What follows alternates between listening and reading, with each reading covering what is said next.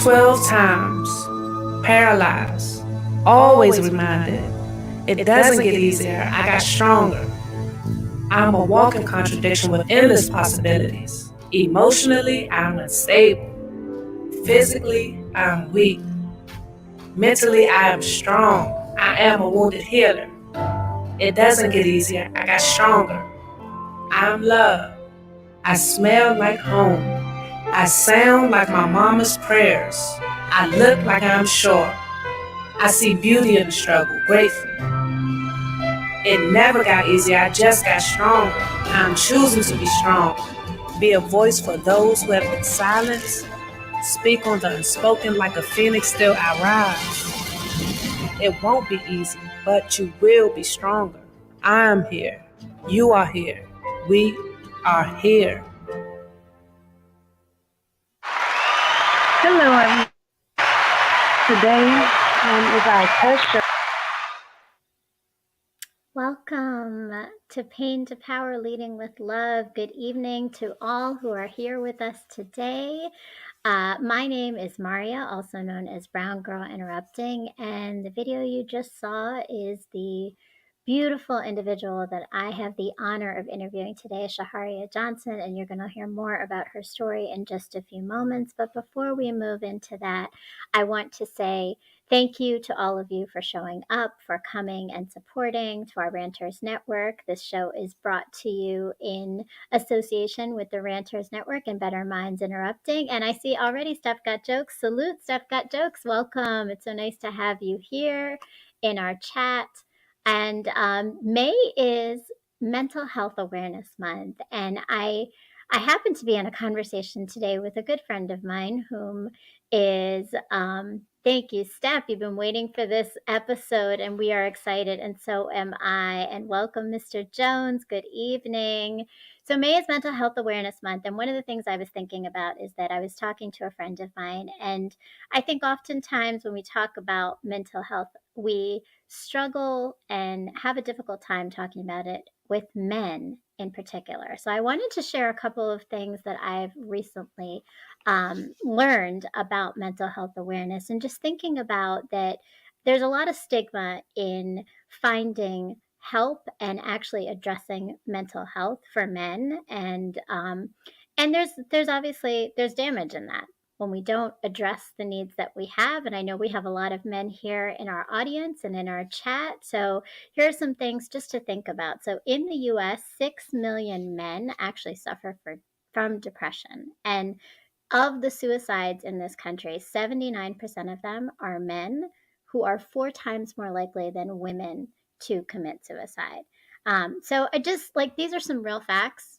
They're serious, and I think it's important to recognize them, because one of the things that we lift up a lot in this conversation, and with many guests, I know Charles Stokes spoke about it, Isaiah Frizzell spoke about it, and Daniel Cargie, is the importance of seeking out professional help to be able to move through some of these challenges. So I just encourage all the men that are in our chat and all the men that are here today to think about just making sure that either for you, if you're going through something, or for your friends, but mental health awareness is not just for women, but men need to also take care of their mental health.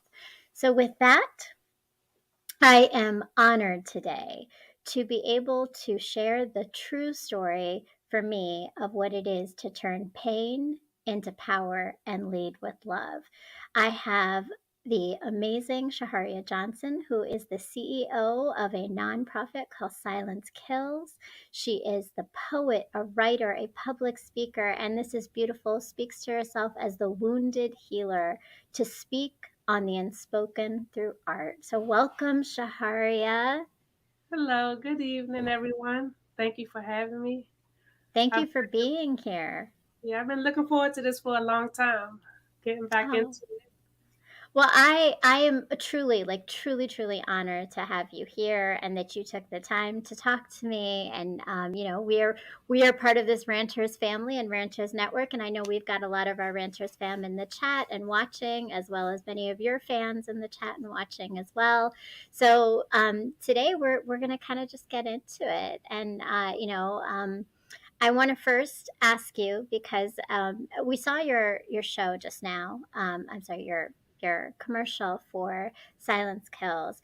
And I actually had an opportunity to look at some of the boards that you're on, and one in particular I thought was interesting. It's called the Safe Sister Circle, and I noticed that you had a quote that says, "A queen will always turn pain into power," which is what we're here for, right? It's how we've turned pain into power.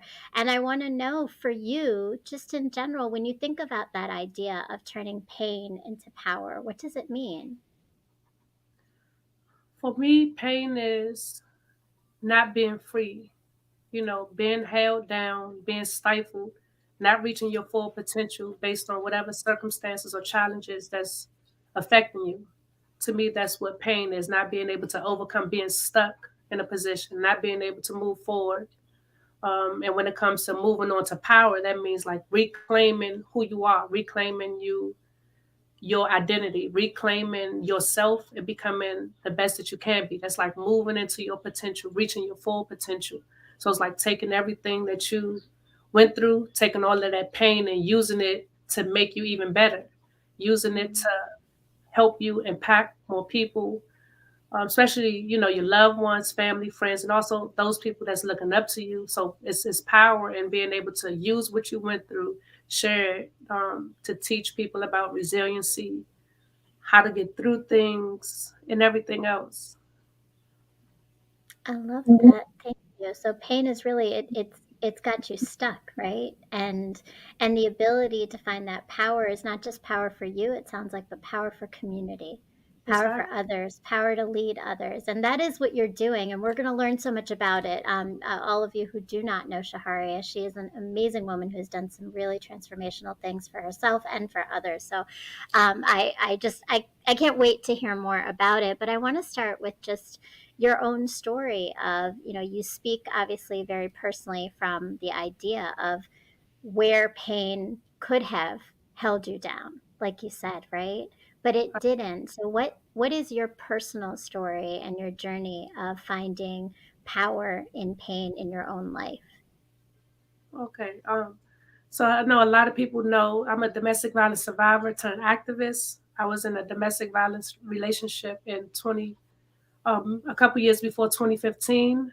And then when I tried to leave that relationship, um, I left the relationship. I was done. I was done going back. I was done turning around. I was done answering calls and everything else. And then he pursued me and basically held me at knife point and tried to take my life.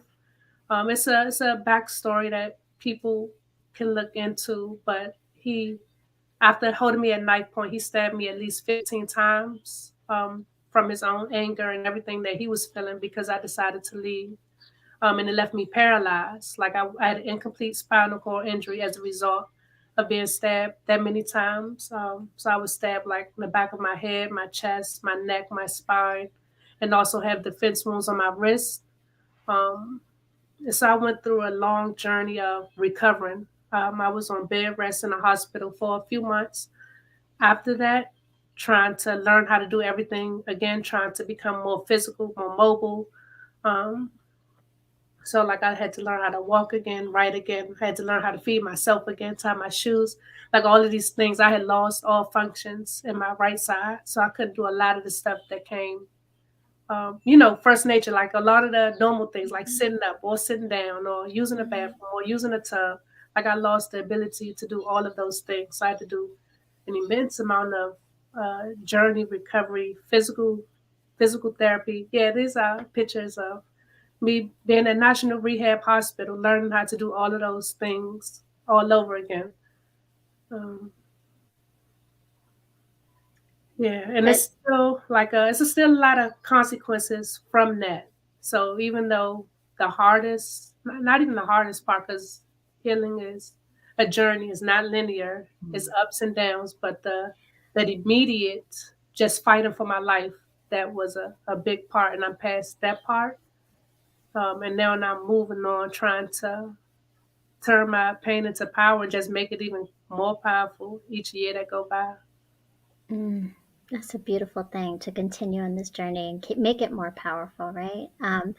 And thank you for being vulnerable and sharing your story. And I know that you share it beyond just this show, but that vulnerability and that honesty of being able to speak to it is a lot.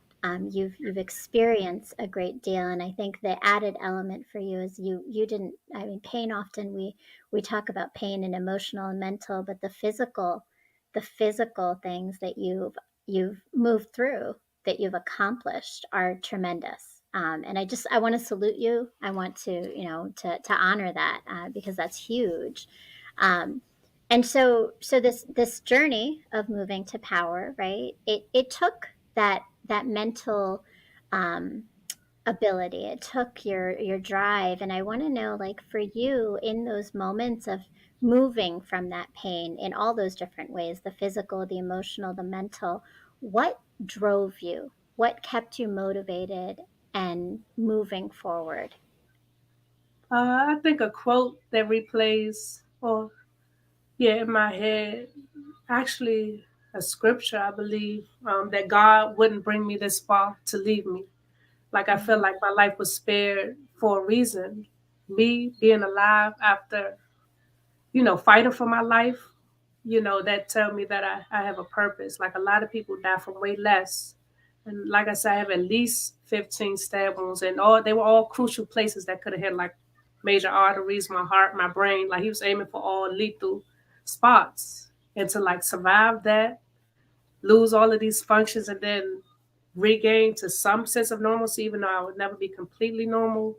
It shows me that I have a purpose. Like I was here for a reason. I went through all of that because someone needs to still see me, still hear me, still learn from me, and to still know me. I think I answered your question. yeah, no, definitely you did. You have a purpose, and I think again that speaks to your strength because not everyone can move through pain the same way, right? Not everyone sees that as an opportunity, right? So that's a beautiful thing. And I see we have some people in the chat. Vivian M. Wood says, "Love you. Thank you for sharing your strength." Yes, yes. Just One Love, our Ranters family is here. Good evening, Queens and Ranter Yeah, family. Good evening, Just One Love. Good evening, Kennedy. Much love to both y'all, and much love to you, Kennedy. Um, so and were there, like, was there anybody in this process? So oftentimes, like you said, right? Moving to power is not something we do on our own, and I imagine that you had people around you. Was there someone or individuals who really drove your healing, that helped support you to keep moving forward? yeah, definitely. I think my family was my first line of defense. Like after it happened, I was at Baltimore Shock Trauma Center first before I went to National Rehab Hospital. But at that center, I was there for 2 weeks. They had to stabilize me, and my family would come in. Excuse me. My family would come in and they would pray with me. They would sing with me. They had the whole like hall of people, hall of patients praying. Like that's how powerful Mm, that was when my family would come and visit me. My mom would stop them at the door saying, like, don't come in here crying, sobbing, this is not the end result. This is not what I'm gonna end up looking like or being like. So they had faith as soon as it happened. And I also had faith, like I said, I just felt like that wasn't how I was gonna end up. Um, mm, I just knew I didn't rely on what the doctors were saying. I mean, they can't give you too much, certainty or facts.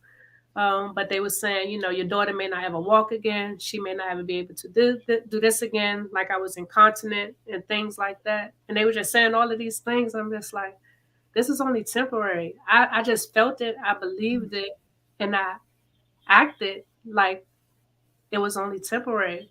That's why I went so hard when it came to physical therapy, occupational therapy, because I knew that wasn't the end. I knew that it was going to get better. mm, It had to get better. I knew it was going to get better, even if I would have, ended up still being in a wheelchair. Because once I left the hospital, I was discharged from National Rehab Hospital. I was still in a wheelchair, but still, I'm like, if I just keep working hard, keep doing what I have to do, God will finish the rest. So yeah, my family was a big part of that. That was the main part. I also have a lot of people in the community, like a lot of people from all across my connections, like from work, school, Mm. and just friendship circles. A lot of people came out because, a lot of them were shocked. I received a lot of support, and support, it helps. It goes a long way. It really goes a long way knowing that people are rooting for you, telling you, you got this. You pulled through this far. Mm. People telling you how much they admire you. Like all of that stuff helped a whole lot throughout this journey. Yeah, that's a beautiful thing. It sounds like your family, your friends, and your faith, right? Those three things really pulled you through it all. And your family and friends are in the chat too. I saw a lot There's of a folks lot of them coming here. in, pulling up. My aunts, my cousins from Chicago. Thank Oh, y'all. I love it. Welcome, Deborah White and Sharon Wilson. My sister soldier, you have a Yeah, purpose that's in my your life. sister. You definitely do. And so, I mean, so with this purpose, I want to get to that because that's the power piece, right? That's what you're doing. It's not just that you yourself, the one step, right, was to move through your own personal pain, your own personal experience, and get to your power. And you did that in such a transformational way, right? And but then from there, you took it to a whole nother level. Can you tell us a little bit more about what moved you to then take what you learned and experience and really move into your purpose? I knew that I wanted to be an example of what to do, what not to do. I wanted to be a lesson, for other women, especially the women in my community, like where I live, Ward 7, DC. It's a lot of people going through domestic violence. There's a lot of people that don't even know they're going through abusive, domestically abusive situations because toxicity is normalized. Mm. And it's definitely normalized for a lot of the people that look like me. A lot of people think that love is, constant calls, constant texts, being jealous, all of these things. A lot of people feel like that's love. Um, so I just wanted to do something, create something that'll help victims and survivors heal, heal from trauma. So that's how it all started. As I was still recovering, probably like a year after I got out of the hospital, I wanted to come up with something to help in a greater way. And I was actually brainstorming with a friend of mine, and that's how we came up with the name Silent Skills. Because during my relationship, I was silent a lot. Like I didn't have a voice, and that was part of what was holding me back. That was part of what was giving me so much pain. I wasn't able to be myself. It was, I was not Mm. myself. I was not myself. I was controlled and manipulated in a lot of ways. And I even learned about things I was going through that I didn't have the names or terms for as I was going through, but that I learned fact after the fact, like gaslighting and things like that. So yeah, I just wanted to create something to help other women like me heal from trauma. And I came up with my specific mission because I know a lot of times it's hard to verbalize, to talk about the things that we went through. A lot of people haven't even come to terms with what they've been through. A lot of people don't even, it doesn't even register that they went through it because they didn't recognize it as abuse or Mm. something like that. So Mm. I wanted to create a way for people to express themselves artistically to try to heal from trauma. I love that, and that's beautiful because it goes to what you said, right? You speak on the unspoken, Mhm. and silence is just that, right? Like I think having our voices heard, but also giving language to things is Mhm. power in itself. So I think, you lifted up so many important things in terms of the normalization of toxicity, the normalization of control and manipulation as love rather than control and manipulation, and just being able to give people that language and that way to identify it, right, is huge. And I think and transformational. So you spoke to the idea of bringing this into art too. So can you tell a little bit more about what Silence Kills, the nonprofit, does for women, and how how you're a part of this healing for all those other women that are experiencing things? Okay, yeah. So Silent Skills is a 501c3 nonprofit organization based here in DC. Um, and what we do is we create awareness, and we also provide resources for women. Like, my main thing is to help women become aware of what they're going through and learn about it. Because when you learn about it, you can talk about it, you can help others learn about what they're going through. And at the same time, I want to help them begin to heal, because a lot of people haven't even begun to heal, don't even know where to start. So I'm kind of like using what helped me in my journey. For me, art was a big factor in how I healed. Like, I turned to spoken word. I started writing a lot of poetry. I started doing speaking engagements, and I just wrote a whole lot. Like, I have a book full of poems by now, Mm. and me performing my poetry, speaking my poetry, even writing. I've probably only performed 5% of the poems that I have, and just writing them, getting those thoughts out in a non-judged, non-biased way. And then I love words. Like, I love wordcraft. I love making things sound good. Like, I feel like I'm a good writer. Like, like writing papers and all that. But when it comes to poetry, like, Yeah. it brings me a lot of joy. It's very therapeutic Yes. for me. So that kind of what sparked it, because I know that art was very healing for me, and it was very freeing, Mhm. for me, where I couldn't be judged. I didn't need somebody talking back to me about what I was writing. I just was able to exist in everything that I was, everything that I was feeling. I was just able to be, and nobody, when you're writing, even when you're in like workshops and stuff like that, you're able to say what you want, do what you want, write what you Mhm. want. And it's a lot of power in that.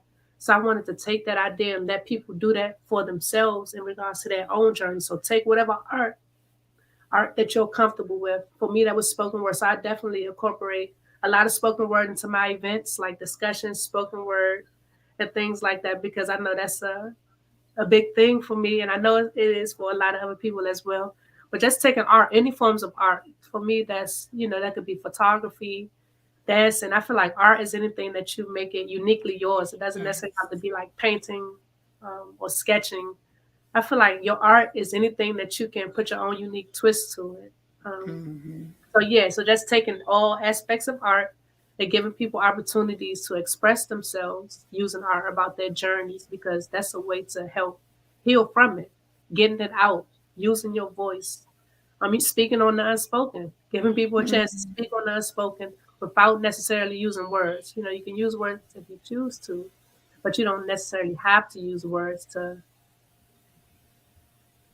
uh, express yourself about it.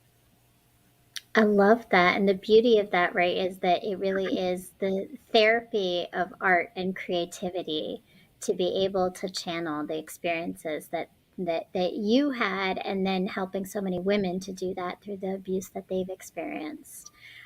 So again, we have so many people in the chat. Fear Pace, I hope I said that right, says, I love you. Jasmine Pullen, love this. Yes. And Bobby White says, a journey of 1,000 miles began with one step. You've taken many. Continue on your journey. Remain strong, Sister Soldier. Yes. Leslie Legion says, such a powerful story. Thanks for Thank you. sharing. Shehariah, you are inspiring so many people, and I imagine you're just going to continue to inspire even more and more. And but you brought up a couple points that I just want to ask a little bit more, because you talked about this ideas that there's a lot of things that women who are going through domestic abuse don't even realize they're going through, right? Have you noticed that there are things in particular that are like the big pieces of unlearning that women have to do to move to get to this place of being able to express themselves openly and actually kind of allow that pain to come out and not hold it in as much? Yeah, it's definitely a lot of unlearning that needs to be done, especially it may change up depending on your religion, your background, your childhood experiences. Like, some religions are taught to, let the man lead, and, for you to stay as long as he's taking care of you, like to keep things on the hush, to be submissive as long as you're being taken care of, but not in a way it, like ignoring the domestic violence, but being taken care of in all the other ways. But yes, it's definitely a lot of unlearning that needs to be done. Like, I think we have been socialized to just take it, to stay strong. Especially, I think for Black women, we are socialized, like we're to be that strong Black woman. No matter what's going Mm. on, you can still pull through. So I think a lot of us stay in these situations and feel like, I think a lot of people try to separate the domestic abuse and trauma in themselves, not realizing that they're intertwined. You can't separate the two. You can still be strong, and then you can also realize that no, you still shouldn't be treated like this. Or Mm. you can still be strong with your partner. You shouldn't just be strong out on the streets or to other people. You should still be able to use your voice, the same image that people adore you for, within your home. But I think to start that unlearning, we got to change up imagery, the things that we're being fed in terms of the media, music. Um, a lot has to change, and then we just have to be intentional about learning what's the right way. What's the right way to be loved? What's the right way to be talked to? A lot of us don't have examples or role models to go after because our parents were also in these situations. Mm. Mm. Yeah, And so that speaks to the. Oh, sorry. Go ahead. yeah, so you only have your own role model from home. Where does it start? Where Mm. does it start? Mm. And everything you just said really resonates with me in terms of like, so one, that generational harm, but I think I keep hearing and seeing these patterns of women. It's women that keep, experiencing this idea of having to be that strength means you just endure everything. And that is such a toxic belief system that we as women have to take out of our Mhm. vocabulary and change our thinking on, because it puts us in positions where we take things that we should not be taking and we lose our voices, like you said, right? That's powerful and huge. And I think the fact that, again, you're leading women to see that is really big. So in that, like, what for you, as you work with all these women, you do the work with your nonprofit, and there's so many more things that you're doing, which I want to hear about, in terms of branching beyond just the nonprofit and helping women. But what is the most rewarding part of this for you? Like my journey or like my work. Your journey, or even just the work that you do with women, what has given you that sense of reward, or that sense of some kind of peace from it? I think that hearing people, you know, thanking me for sharing my story, I think that I give people encouragement and hope and show them what resilience look like. And like I was saying earlier, like I feel like I am an example. I want to serve as a lesson, to people that I about everything regarding my journey. Like I'm very transparent about my journey. So just showing people that this is what healing looks like for me. Everybody's healing journey is different, but it can also look like this for you. I Mm. want people to not feel like they are stuck in domestic violence relationships.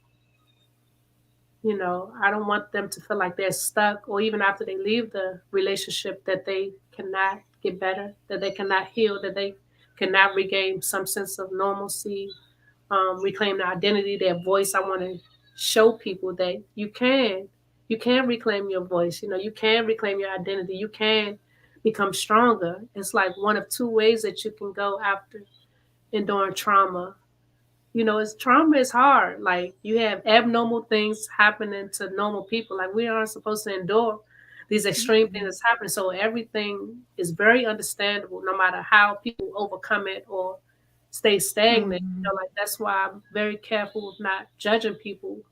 Because it's hard. Like we don't deserve those things that we go through, and so it's okay to feel hurt and feel stuck and all of those things. Like it's you never were supposed to go through it. Your body, your mind can't process what it means to have gone through that because we wasn't wired to have gone through anything like that. Like somebody Mhm. trying to take your life or stabbing you or anything like that. Like your body wasn't made to take metal in that way, in a way that's trying to harm you, ripping through your organs.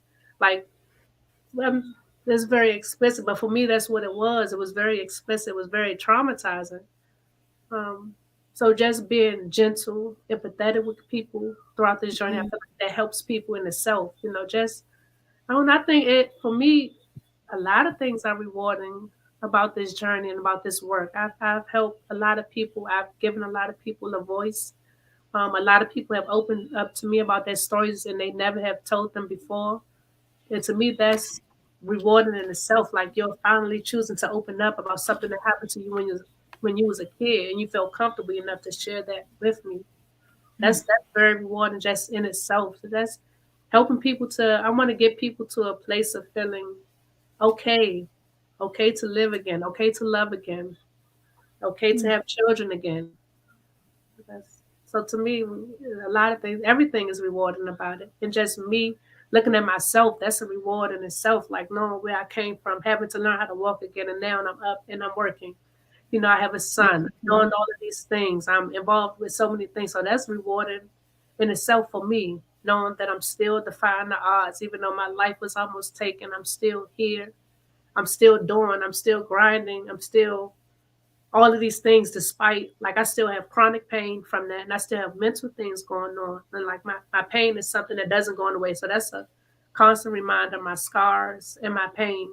But at the same time, my mind has gotten so much stronger. The psychological aspect, my emotional, my spiritual boundaries, like all of these things have grown so much from me going through that. So that's the reward every day that I look up and I'm able to, like I was telling you earlier, I was typing up a paper for my class. Like I typed up an 8-page paper in like 5 hours. That's rewarding for me, knowing that I have the mental capacity to still write, to still think, to still get good grades on it. Like something as simple as that is rewarding for me. Like I can use my fingers, I can talk, I can walk. So you're not taking a single thing for granted every morning you wake up, and that is a beautiful thing because I think that it, it shouldn't be that we have to go through pain to recognize that though, right? And I have to say that your bravery and your vulnerability is huge in terms of sharing your story, but also then helping others to open up. And I can see, right, you're a safe place for a lot of women who probably, when you're silenced, part of that is the fear of ever feeling safe with others, right? Like that fear to let down your guard because you have to be strong and have a shield up all the time. So that's powerful and huge.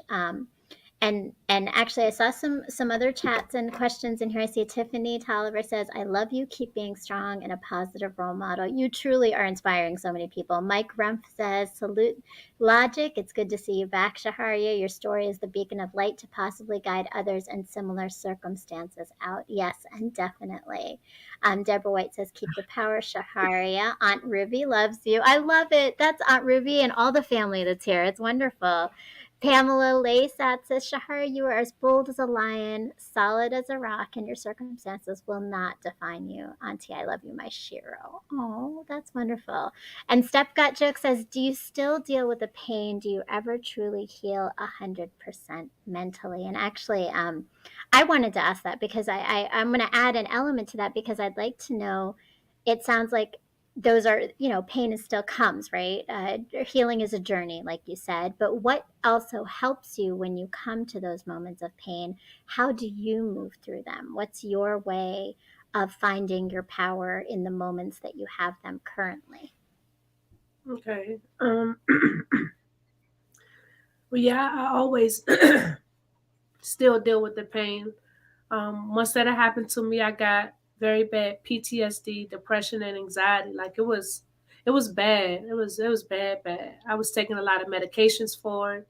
At this point, I'm not taking any medications for it. I weaned myself off of it. I think like about a couple years ago. But when it was really bad, it was to a point where I wasn't even looking forward to seeing the next day. Like because everything was so monotone, everything was so painful, everything was so overwhelming. And it's like now I'm at a point where I have physically the pain is still a lot, but mentally, spiritually, I've grown so much. Like, I can actually say that I'm happy. When this at first happened, I was never happy. People could say, you should be grateful you're still alive, this and that. But at the same time, I just had this feeling of depression, no matter what was going on. Like I wasn't eating, I couldn't sleep. You know, I was doing a lot of things to just get by. Drinking like protein shakes every day just so I don't starve to death. Like I wasn't at my potential back then. I was just skating through life. And so now when I don't take any medications for it, and now I'm just looking at like, was the medications ever really helping me? I Mm. don't know. I felt like a robot taking so many medicines, and I just got tired of it because I felt like I was still going through a lot of the emotional things, and so I just stopped. And so now when I feel things, I do still have my moments, but on a regular day, I'm able to push through, and that's one of them things. Like always being strong. I feel like that's Mm. it can work as a disadvantage sometimes, but it's also helped me so much. Like I'm able to ignore my pain. Like I still push through. I just have this sense of gratefulness, happiness to be able to do all of the things that I'm doing. Um, but I do have moments where I'm like, I get very frustrated, overwhelmed, and I still do have triggers. So like it's still a lot that will linger for life. So I don't know if I'll ever 100% heal, especially physically. For me, because I have a spinal cord injury, that's lifetime, lifelong. But when it comes to mentally and spiritually, I know that gradually I'm getting stronger, but I know that always I'm going to remember that experience because it's trauma. Trauma imprints on your brain. My brain is forever rewired differently. So, Mm-hmm. like when I'm going out to restaurants and stuff, I have to sit in a corner where I can see everybody. I don't like people standing close to me. When I hear loud noises, I get very startled, like my body shakes, or I'll drop whatever is in my hand. Um, like a lot of the things still trigger me, and I know that this is something that'll be lifelong. Like I don't ever expect them to go away. I just feel like I could get better at handling them. And I also still have very bad anxiety, with a lot of things. And I try to do like deep breathing sometimes. Mm-hmm. Sometimes I just like stay there in a moment and just keep breathing until I can feel comfortable enough. Like sometimes I take like 10 minutes pulling out of a parking space because I'm so nervous about what could happen. I'm like always locking my doors and stuff like this. Um, but yeah, so when I face these situations, I kind of just like let them let them happen. Let them happen. I try to distance myself from people as well because I don't want to take that out on the people around me because I have lashed out just because of the things that I'm feeling because I still have like deep moments of sadness just thinking like, oh, I will be able to walk a marathon if I didn't go through this, but because I had the spinal cord injury, my knees and everything start hurting after a few minutes. So like I do have a lot of moments of sadness where I feel like, things never used to be like this. I used to be able to jump. I used to be able to run. Like, Mm-hmm. so it only comes up really when I'm thinking about the things that I no longer can do. Mm-hmm. It comes up a lot. Mm-hmm. Yeah, to get through it, I cry, sometimes I cry. Sometimes I write. I write a lot. Mm. Yeah. Right. Well, art certainly, right, is one of those things that's helped you through the pain. Um, and I think, I think your honesty of saying that the pain is coming, right? But you let it come. That's a powerful thing to also be at the point where you can distance yourself from the emotion of it, but feel it still and move through it. Which again speaks to your resilience and your ability to continue to persist in that strength that you have. Um, Yeah. and I did. Oh, God. Yeah, I definitely don't feel like ashamed or anything when I'm feeling these emotions like I used to. But it's like now that I allow myself to feel like if I want to cry in the middle of, you know, I do it. I just let myself feel those emotions and then bounce back right after. And I appreciate you saying that because you shouldn't, right? We shouldn't feel embarrassed, and I think it's important. I know you've been on our podcast, but my co-host, Better Minds Interrupting, who's also associated with this, we have a spiritual healing podcast, and one of the things we talk about often is the idea of acknowledging the things you're experiencing rather than pretending that they don't exist, right? That is a part of the healing process. That is part of the journey. And you're speaking to that, right? So Vivian M. Wood says, thanks for that information. And I know we had some other comments and thoughts in the chat. And so, Shaharia, I would like, and I know we had some conversations, but I know the audience, I'm sure, would love to hear more about you. And I know that Silence Kills specifically is the nonprofit you've created to help and support women who are going through domestic abuse circumstances. But beyond that, you also speak and have added, public speaking onto it as well. Can you talk a little bit about some of the groups that you feel you have been able to help understand your story and understand other stories through that? Yeah, I've spoke with a few different organizations. I've done a domestic violence training to DC course, the domestic violence unit, on how to handle domestic violence victims when they're coming into like file restraining orders and things like that. I've spoke for the U.S. Department of Justice. I've also spoke at HRSA, Human Resources and Services Administration. I think that's what the acronym stands for. I've also done like spoke at various churches, panels, um, things like that. Just sharing my story, things that didn't work for me, challenges, what challenges were for me, and how things can be better, and the privileges that survivors should have after enduring trauma. Thank you. And thank you for sharing your story again, because, storytelling is a really powerful way to be able to understand and have empathy and understanding of others' experiences, but also to learn, right, from each other. So that's a really powerful thing. And so, with all of this and all the things that you have talked about, um, I would love to know a little bit more just about what you maybe have been surprised about in yourself in this process of this journey of healing from beginning to end, things that you maybe didn't anticipate or didn't realize and kind of had to lean into? Okay, well, for me, I didn't ever think that I would overcome depression. Like that was it. Depression had a chokehold on me for a very long time. Day after day, like I said, I was affected deeply, taking medications, not eating, not sleeping, not interacting with people, just doing my thing, just trying to stay out the way. And something changed when I became pregnant with my son. Like I was dealing with all of these things. And like I said, I still deal with PTSD and anxiety. It's just on a much it's a different level than what it was before. It had a chokehold on me before, but now I'm able to survive and still be happy and live and on my way to thriving now. But something changed when I became pregnant with my son. I attended this retreat. I was like 3 months, 3 or 4 months pregnant, and I attended this women's retreat called Then the Sun Rose, hosted by Akila. And on this journey, this lady Pinda, she told me this quote, and that's what changed. That it blew my mind and it stayed with me. She said, "You got to have a happy womb for your son. You got to have a happy womb for your son." And that, out of all the Mm, things that people were telling me, everything, the prayers and everything, this statement right here is what changed. And it probably was a culmination of the whole retreat because, like, it was a very spiritual retreat. So, like, we could only eat vegan food. Like, we couldn't drink alcohol. Like, it was a lot of stipulations for being on this retreat. And it was on the beachfront. We did a lot of yoga. We had a lot of deep talks. Like it was a lot of healing and forgiveness that was going on in that circle. And I just remember her quote to this day.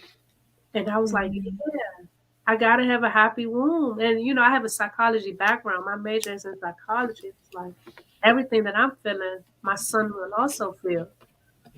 So I mm, gotta change it up. Like I don't want to bring him into the cycle of depression and sadness and anger and all of this stuff. Like, no, I have to do better inside of me so he can come out better. I'm like, I want him to come out thriving, beautiful, and he's everything that I wished he would be. My son is awesome. He's like the happiest baby you could ever meet. How old is he? He's 2 now. He'll be 3 in September. Oh, Yeah, he'll be starting oh, school in the fall. oh, wow. That's Yeah. exciting. Aw.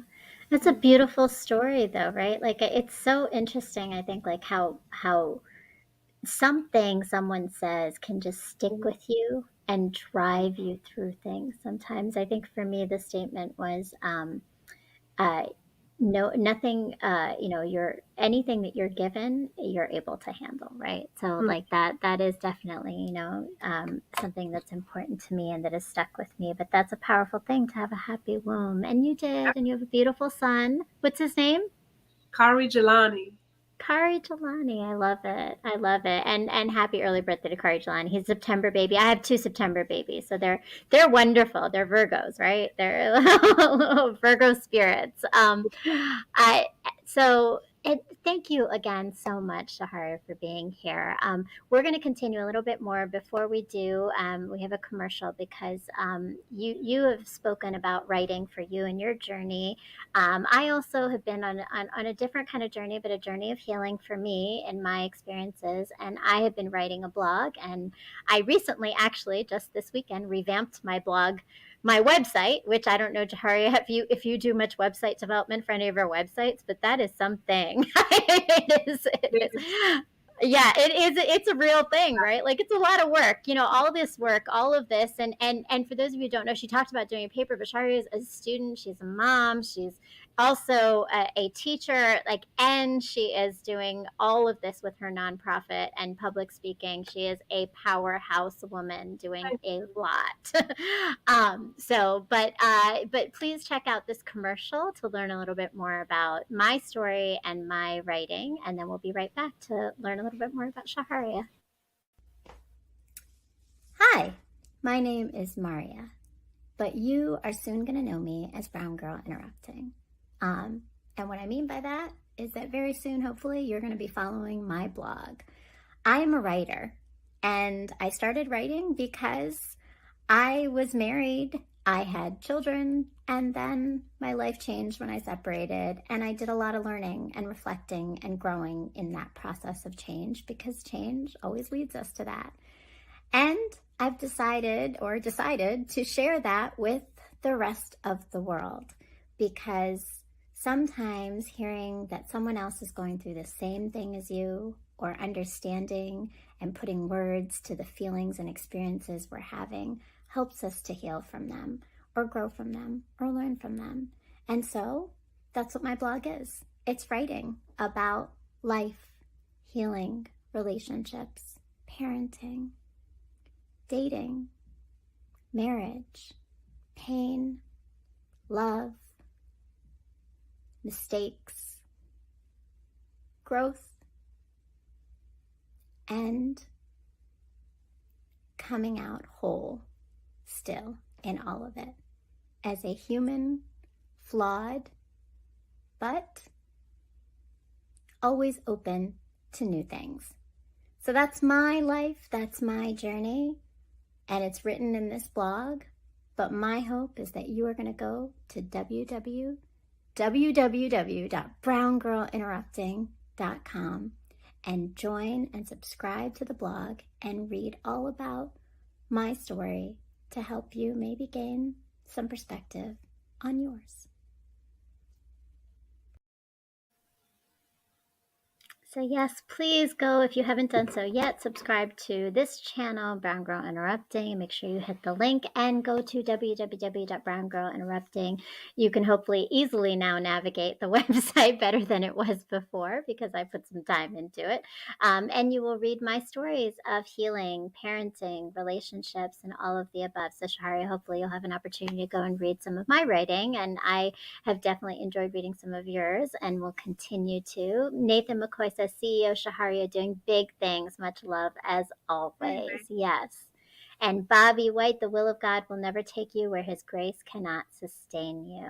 Oh, that's beautiful. And though too. Jasmine Pullen, your story is a testimony to the power of God, He saved you to save others. What a beautiful, beautiful sentiment. And Mike Rump says, shout out to Kari Jelani. Yes, I love it. Um, and so, before we close out today, you've really expressed so much about the way that you've been helping others heal. And I think sometimes, obviously, I would imagine women come to you, but I'm sure there are people who are listening here today, men and women, who either themselves maybe are going through and experiencing something and have a light bulb go off after hearing some of the things you're saying, or maybe they know someone who's going through something. What would you advise them of how to support the people in their lives that they are concerned about or worried about, or even themselves? Listen, don't judge. Listen and don't judge. Like, just hear people out. Um, don't try to play God on someone's life. A lot of times people have to see stuff for themselves first. But what you can do is just, be non-judgmental when talking to them. Just giving them advice. If you're going to tell them that they should leave, help them leave. You can't just say leave and they don't have anywhere to go. They don't have a job. They don't have another house to go to. You're not going to open up your house to them.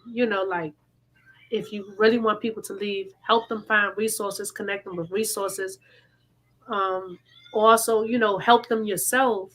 Um, but yeah, it's just a lot of resources out here, depending on where you live. Just connecting them with resources, giving them good advice, listening, not being judgmental, no matter how crazy you feel like the story is. Just being there for them. It's harder than people think to leave domestic violence situations. It's not as easy as just saying it. And a lot of times, after you've been in a relationship for a certain amount of time, people know where you live at. And a lot of times, these abusers, they threaten you. They say, if you go and tell about this, they're going to do this. If you leave, I'm going to find you. Like, it's so many things that people don't hear or don't know about if you're not in a situation, or you feel like it can't happen because it was never said or done to you. Just being empathetic. Mm, Believe in survivors. Believe survivors when they tell you these things. And, a lot of people mm, switch up based on how they are in the home versus in the public. So believing what they're saying behind closed doors, and then also asking questions. A lot of times you can use your judgment to see if things ain't right with a person. Like if they have certain scars on them, or every time that you invite them out, you can't go over their house to pick them up. Like, it's so many signs to know mm, when a person is, you just have to use your intuition to know that something is off. Sometimes the signs can be small, big, and there's no true definition of what a sign is. You just gotta kind of feel, especially if you know a person a lot, you can kind of tell when things are off or when they're not okay, or you should be able to, really love them and care about them, asking them questions or trying to get them out to really talk about what they could be going through. Getting them alone, away from the home and the potential abuser, if possible, taking them out on a date, having mm-hmm. a conversation with them, ask them, is everything okay? Offer your assistance, ask them, how can you help them? But don't just say, you should leave. I don't want to hear, and then expect them to leave with nowhere to go, or no Mm. credentials, no job skills, no resume. So much that comes with leaving. That's huge, and that's so important to recognize, right? Just walking away, especially if you don't have the resources or the information or the support, right? That's really huge. And you mentioned so many things, right? One is as people who love others or have others in their lives, we're looking for signs. Those small signs, it sounds like, right?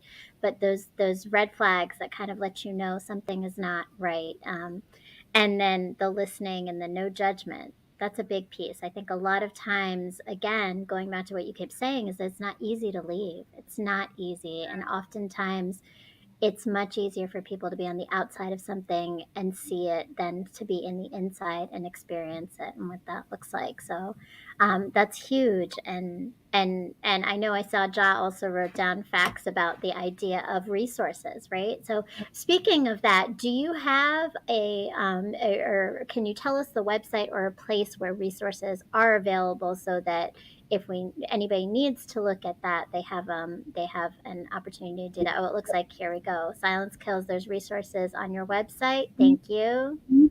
Yeah, I definitely Excellent. update it with some more resources. But yeah, you could definitely go to my website, reach out to me, email me. I can help you look for resources. I can give you resources that I know about that's in DC. I know the DC Coalition Against Domestic Violence. They're a coalition of a bunch of nonprofits, um, like a bunch of the nonprofits Mhm. catering to domestic violence. They have a lot of resources. They offer like trainings, workshops, a lot of information. So I think that website is www.dccadv.org or .com. But you could just Google DC Coalition Against Domestic Violence, go to their website. Mhm. And I'll also be updating my website with resources for DC. Awesome, thank you. And that's a lovely website, by the way. I'm very, very in tune with websites now. Now that I spent like the last like 18 hours on a website design, so it but Time. and really, really resourceful and helpful, which is huge, right? And I think sometimes, right, it is just about people need guidance. They just need to know where to go to get the information. So thank you so much for sharing all of that. And before we leave today, I do want to give you an opportunity to share any other projects you have coming up, anything else that is in the works that you can share with us of your projects. Okay. Yeah, so we have a big event coming up on May 21st. It'll be a virtually live streamed event. It's a virtual conference, our first inaugural virtual conference, and we're going to have a panelists going. We're going to have some interviews going, and we're going to end with a spoken word session. So I'll be posting a flyer with more details about how to watch us virtually on May 21st from 12 to 8 p.m. It's going to be a lot of different booths you can come and join in, a lot of stuff you can listen to and watch throughout that time frame. So yeah, May 21st, 12 to 8 p.m. Look out for the flyers for that. And then we also have more events and workshops coming up in the works. We're still planning out the logistics, but please, can I plug in my website and stuff? Please, Yeah, everything, so plug it all please in. Yes. check out my website. It's www.silencekills.net. It's also at the bottom of the screen, scrolling over. You can also join us on Instagram, Twitter, and Facebook at Silence Kills Zero. So Silence Kills and the number zero. Please follow us, subscribe, and just stay tuned. You can subscribe on my website. I'll start sending out emails through the website to keep you posted on new events coming up. We're also always recruiting volunteers and things like that. So yeah, check us out, Silence Skill Zero. Follow us, subscribe on the website. I love it. Thank you. And definitely go check out Shehariah. We're going to keep following you on this journey of healing, but also the way you are leading so many with loves. I'm excited for the panel on the 21st. I'm honored to be a part of this event coming up, and really, looking forward to everything that I know that you've been working hard to create. Again, thank you so much, Shehariah. Thank you for your time. Thank you for sharing your story, your bravery.